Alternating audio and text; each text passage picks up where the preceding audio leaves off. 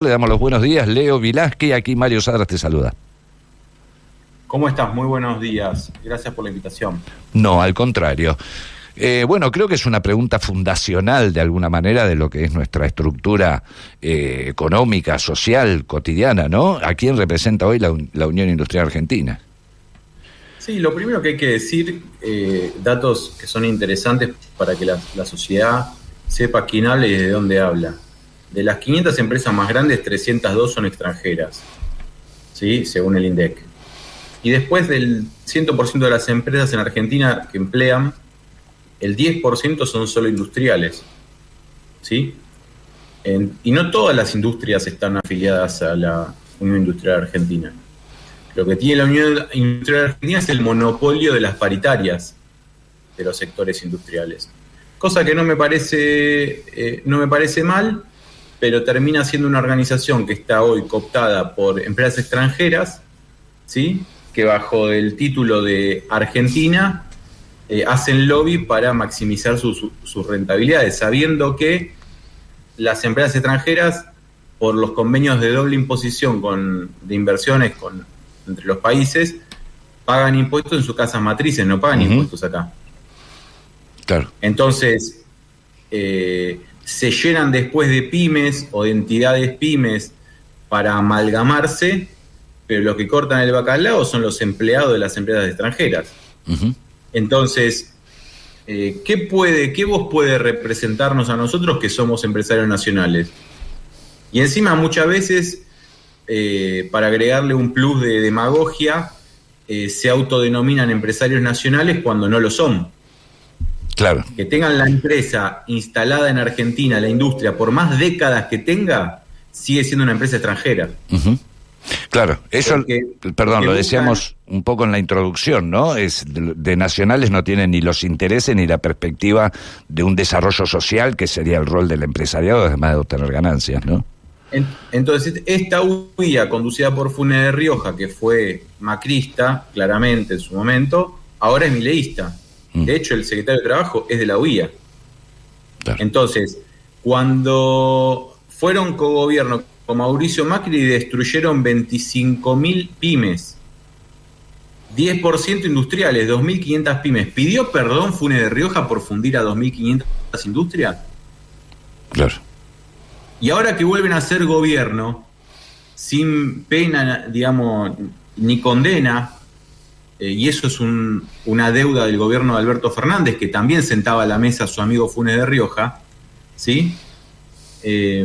Vuelven a ser cogobierno, a representar los intereses de las empresas extranjeras, hablando de la industria, cuando el ministro le dice a los supermercados que venden los productos finales, importen lo que quiera de alimentos, y a los industriales de Funes de Rioja los manda a hablar con un secretario de comercio de tercera categoría, le baja el precio, ¿sí? Los vuelve menos competitivos, y no solo van a fundir a las grandes industrias que pueden reemplazar rápidamente las grandes industrias fabricación con importación, van a fundir a todas las pequeñas pymes que están en las provincias, en los pueblos, que producen alimentos y que no pueden importar. Uh-huh. Porque vos, para poder importar alimentos, tenés que tener una infraestructura gigante económico-financiera y gigante burocráticamente y operativamente. Vos pensás que tiene que venir el packaging desde el exterior, todo armado, con determinado normativa, que tiene que estar aprobado por el Instituto Nacional de la Alimentación. Eso lo puede hacer solo una gran empresa. Entonces, acá lo que estamos viendo es la entrega del aparato productivo nacional a manos de empresas extranjeras, y están achicando no solo el Estado, la Argentina, el mercado interno. Entonces nos va a quedar un mercado muy chiquito, ¿sí? Con un sector de consumo ABC1, y el resto van a vivir de las changas o van a estar en el mundo del desempleo, como fue la década del 90. Hacia ese mundo nos quiere llevar este gobierno con sus aliados como la Unión Industrial Argentina. Aún una versión 2 de los 90. Una versión 2, más veloz, más incluso cruenta. Ahora, vamos a decir que Leo Wilański, que una omisión involuntaria, es presidente de la Asociación de Empresarios y Empresarias Nacionales, que es con quien estamos hablando. ¿En qué momento, Leo, dentro de este modelo económico, de reprimarización, básicamente, recordemos los puntos de inflexión en los que el tema de las retenciones, habría una grieta, una disyuntiva entre el campo y el resto del país, los pools de siembra, en definitiva? ¿En qué momento, si es que lo pensaron honestamente, pensaron los industriales que un modelo de reprimarización, en qué punto de ese desarrollo podría serles beneficioso para el desarrollo de sus... Si es que lo pensaron y no piensan convertirse en grupos financieros, que lo son? Mirá, lo que está pasando es, primero, una falta de formación de los industriales, una formación política, algo que viene arrastrando desde el gobierno de Cristina Kirchner, que no supo conformar un conjunto empresarial que dé soporte privado y económico nacional a un proyecto nacional y popular. Es un déficit muy grave que tuvo la expresidenta, y que después con Mauricio Macri tuvieron un traspié ahí muy fuerte, porque Mauricio Macri no cree en la industria nacional, entonces los metió dentro del dispositivo partidario, pero después los desplazó en cuanto a los privilegios. Entonces muchas industrias tuvieron que cerrar y convertirse en importadoras.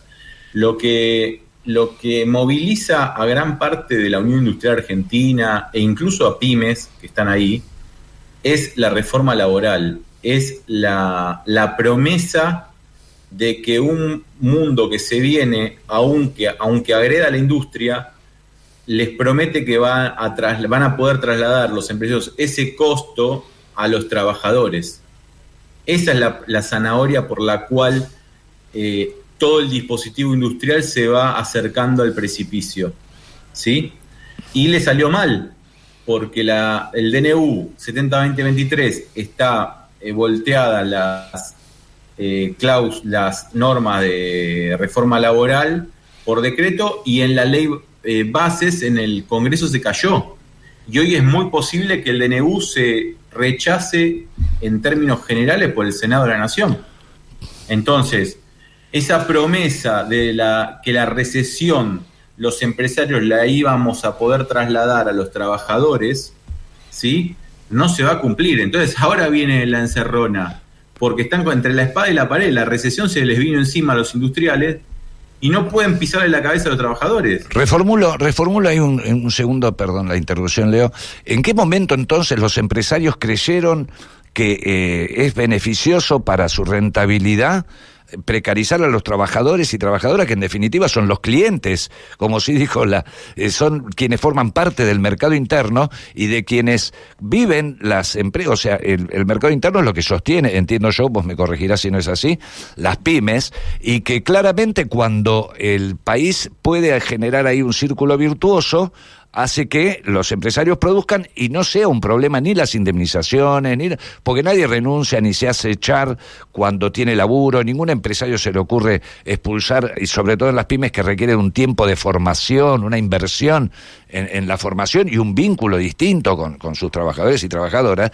¿En qué momento y con qué buena o mala leche se piensa eso, que los trabajadores son un costo por donde se puede regular y obtener rentabilidad?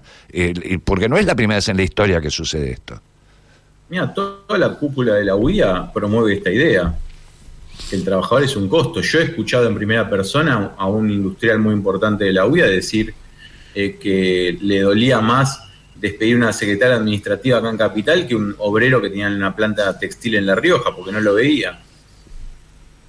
Y ese industrial, cuando vino Macri, pasó de 1.500 trabajadores a 1.000, y cerró de 7 plantas, cerró 2.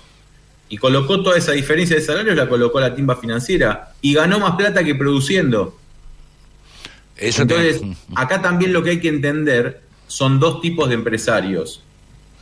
Los que viven del flujo, es decir, que viven de lo que venden todos los meses, que en general son las pymes, y los que viven del stock, que muchos industriales son importadores encubiertos, ¿sí?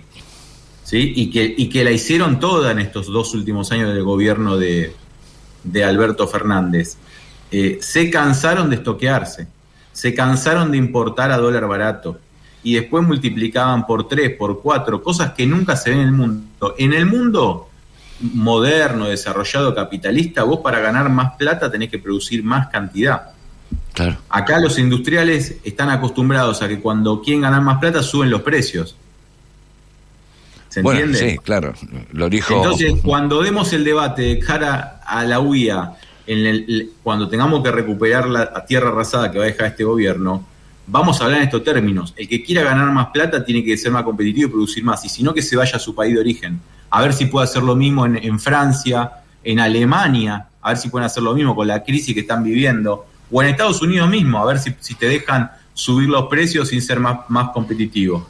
Sí, lo vimos también, Leo, en instancias en las que justamente este esquema, repito, no es la primera vez, no creo en esa ingenuidad de que piense, y sí que hay una deuda pendiente de la democracia de estos 40 años que estamos transitando, que tiene que ver con que no se terminó con la ley de entidades financieras y todos los mecanismos impositivos que admiten y permiten lo que ellos llaman conformación de activos en el exterior, pero que legaliza la fuga de capitales, que creo que también es el agujero del bote, ¿no? Uno de los agujeros, por lo menos. La verdad que hay mucho debate sobre qué hay que hacer a futuro, y el principal problema que nosotros detectamos es la falta de dirigentes formados, ¿sí? Y con coraje de tomar las medidas que tengan que tomar.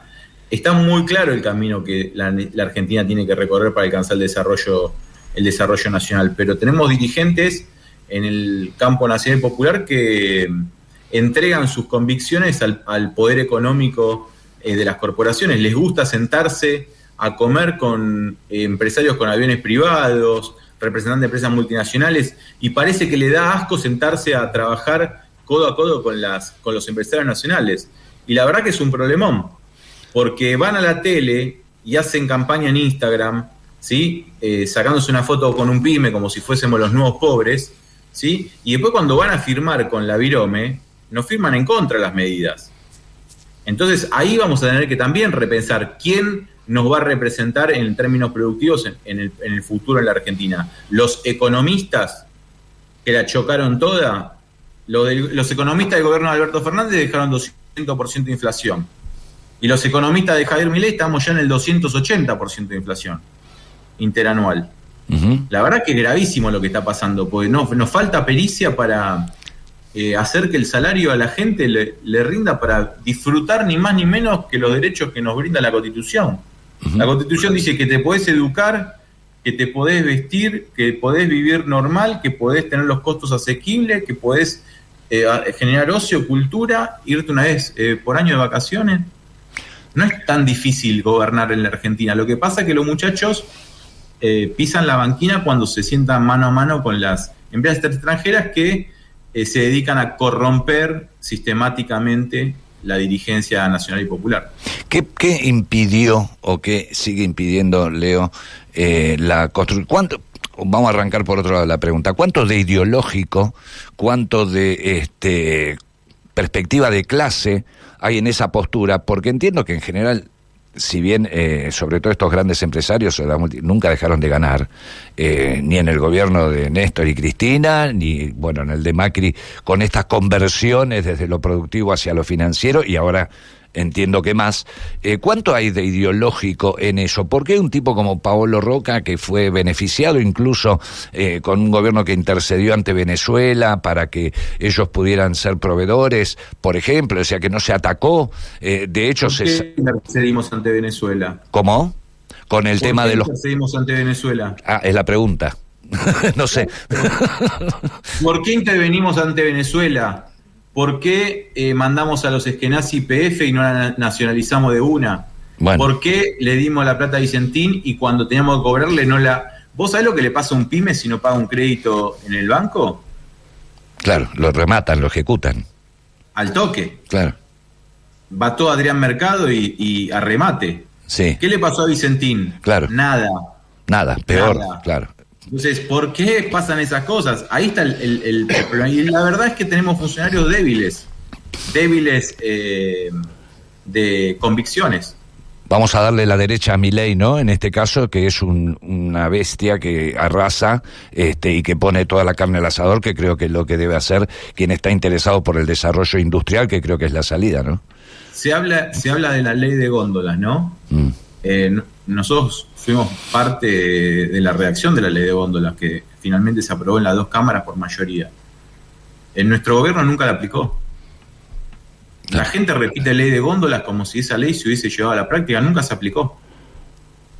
Ahora, escucharlo a Caputo, decirle que van a abrir las importaciones de alimentos, a Caputo, que es un timbero del Deutsche Bank, tiene mucho más coraje que la suma de todos nuestros secretarios de comercio juntos, de Interior, que nunca aplicaron la ley de góndola, que cuando se sentaban con Funes de Rioja, reculaban en chancletas. ¿Sí? Cuando nosotros queríamos incorporar pymes a la cadena de supermercados para tener precios más competitivos, democratizar la góndola, desmonopolizar cuestiones, reculaban en chancleta con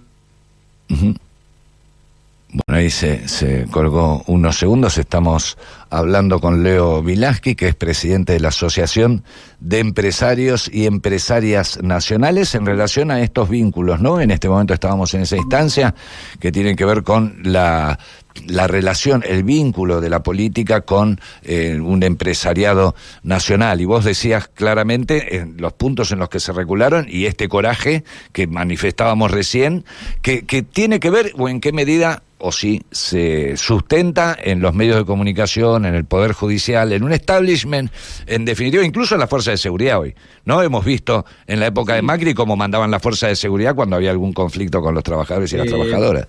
Tienen mucho más claro y son mucho más ejecutivos estos hombres y mujeres que tienen una mirada liberal, neoliberal, libertaria, pon el nombre que quieras, que es lo que somos nosotros. Nosotros los que estamos pensando en un proyecto nacional, popular, democrático, inclusivo. Parece que no comprendemos cuál es nuestro rol. Y nosotros lo tenemos muy claro. Es con la gente blandos y con las corporaciones duros. Y cuando gobernamos, miramos para atrás y vimos que hemos sido blandos con las corporaciones. Y yo no escucho críticas o autocríticas de los dirigentes. Y la pregunta que yo me hago es, cuando haya que elegir nuevos candidatos o nuevos referentes que gobiernen el país, ¿vamos a decir la verdad de lo que vamos a hacer o vamos a hacer demagogia partidaria o marketing para quedar bien en Instagram? ¿Vamos a decir que tenemos que nacionalizar determinadas corporaciones extranjeras? ¿Vamos a decir que tenemos que echar determinadas corporaciones extranjeras de la Argentina? ¿Vamos a decir que tenemos que recuperar el activo que se llevó Vicentín? ¿Sí? Bueno, ¿qué dirigentes van a plantear eso? Porque Milei dijo que iba a hacer esto y la gente lo eligió. Y me parece que es lo más honesto en la política de los últimos 10 años. Sí. Ahora, el modelo al que va, claramente nosotros creemos que va a chocar. Pero no puede decir que no está haciendo lo que prometió. Sí, con un oxímoron que decía que mucha gente que lo votaba porque no iba a hacer lo que decía que iba a hacer. También es una rareza eso, ¿no? Lo que indica esa pequeña anécdota de redes sociales, la complejidad del entramado de cómo se dio que una persona así llegara al gobierno, ¿no? Nosotros nos estamos organizando y fortaleciendo como enucleamiento de empresarios nacionales porque indistintamente los gobiernos desde el 2011 para acá están achicando la cantidad de empresas pymes en la Argentina, se está achicando. Con Macri, con el último gobierno de Cristina no se creó ni se destruyó ninguna empresa, quedó empatada. Con el primer gobierno de Macri se perdieron 25.000 pymes. Con el gobierno de Alberto Fernández se perdieron aproximadamente entre 12.500 y 15.000 pymes. Ahora con el segundo gobierno de Macri y de Milei vamos a perder posiblemente otras 25.000 pymes. Todo nuestro patrimonio se está yendo por la impericia de la política. Y me parece que tienen que parar un poco la mano porque ¿cuánto va a resistir la Argentina sin nosotros dando empleo y pagando impuestos? Ya lo estamos viendo. Queremos dar empleo y pagar impuestos, ¿eh? Claro. Sí. Pero parece que se está resistiendo la política a permitirnos o a dejarnos hacer en paz lo que tenemos que hacer, que es producir, generar riqueza y valor para la patria. Hay un problema ahí, ¿viste? Sí, ¿cómo lees? Porque se entiende que en parte lo que mencionamos en uno de los aspectos como fracaso de la gestión anterior tenía que ver con trabajadores y trabajadoras en blanco con sueldos debajo de la línea de pobreza. ¿Dónde radicó ese fenómeno que para mí, por lo menos en mi vida, que no es breve, entiendo como un fenómeno bastante extraordinario en el sentido de poco común, ¿no? Trabajadores y trabajadoras en blanco, índices de empleo, creo que quedó en el 6 de desempleo, pero con... No, pero la verdad que hablar de índice de desempleo de 6%, cuando tenés la misma cantidad de trabajadores registrados privados que en la economía popular, que no tienen ningún derecho laboral que digna la Constitución, es de una vergüenza que el Proyecto Nacional y Popular haya aceptado ese autoengaño, es de una baja pericia para gobernar, que la verdad que... o flaqueza ideológica, ¿no? De fondo. Nosotros queremos que los 12 millones de trabajadores tengan derechos laborales, su aguinaldo, su vacación, sus aportes jubilatorios. Pero ¿sabes lo que pasa? Faltan 100.000, 150.000 pymes que le den laburo a la economía popular. Uh-huh.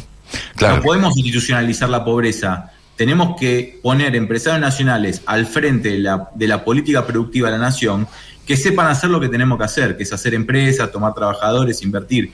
No podemos poner más economistas de universidades a chocar la calecita, como la hemos chocado. Porque la verdad también yo escucho muchos economistas del campo nacional y popular llenos de títulos que no pueden explicar cómo llegamos con un 200% de inflación al final de la gestión.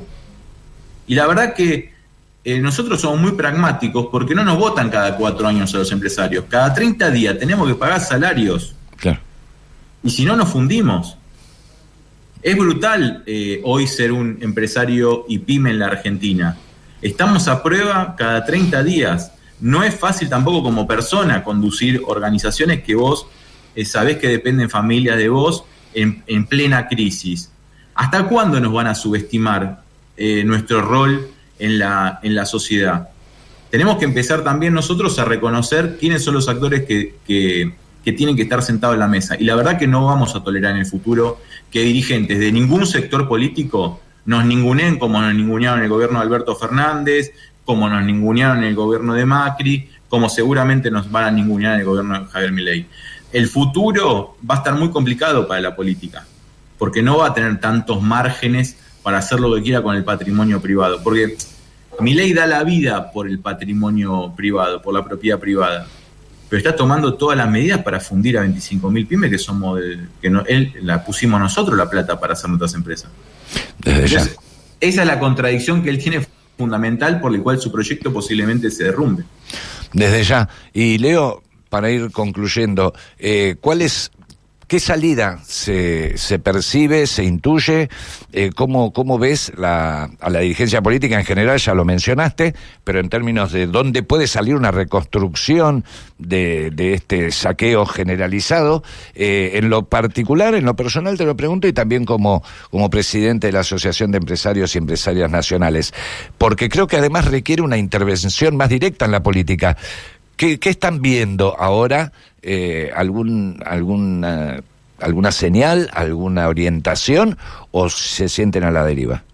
Nosotros lo que añoramos es que este gobierno cambie de dirección, algo que no va a hacer.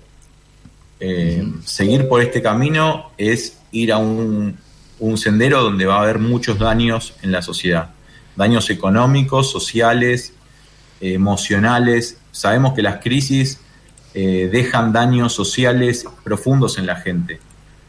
Perduran las heridas del 2001 en Argentina. Lo subestimamos todo el tiempo esa cuestión, pero no dejamos de lastimar a nuestra propia sociedad. Y lamentablemente lo que vemos nosotros es cuando venga tierra arrasada, alguien se va a tener que hacer cargo de reconstruir el aparato productivo, el dispositivo de generación de riqueza en la Argentina, y nosotros estamos dispuestos a cumplir ese rol. Lo que no estamos dispuestos bajo ningún concepto es a someternos, como te dije yo recién, a políticos que no entienden nada de la producción nacional o que están comprados por corporaciones extranjeras o economistas universitarios que nunca pagaron un salario. Si quieren que reparemos la destrucción que vaya a dejar estos gobiernos, los que vamos a decidir somos nosotros. Y estoy hablando en término productivo, ¿no? Lo nuestro no es educación, lo nuestro no es salud, lo nuestro no es cultura, que hay organizaciones y dirigentes muy formados, pero en el plano productivo el déficit que tiene el campo nacional popular es gigante, y no podemos hacernos los tontos y no reconocer que estamos en un mundo capitalista, que aparte está en una guerra plena por el trabajo. La estamos perdiendo la guerra por el trabajo, porque estamos mandando trabajadores del campo privado registrado al campo de la economía popular. ¿Sabés cuál es el problema que nosotros detectamos de tener la economía popular institucionalizada? Que ganan la mitad de ingresos que un trabajador que está registrado privado. Ese es el destino que queremos para nuestros compatriotas. La verdad que nosotros como empresarios nacionales no queremos eso. Queremos que el salario sea digno y le alcance para, como te dije yo antes, cubrir todos los derechos que la Constitución nos propone, y no vamos a parar hasta lograrlo. Bien, Leo, te agradecemos muchísimo esta intervención desde el barrio y por tu trabajo y el tiempo, sobre todo. Gran abrazo a todos los oyentes de La Gráfica. Muchas gracias.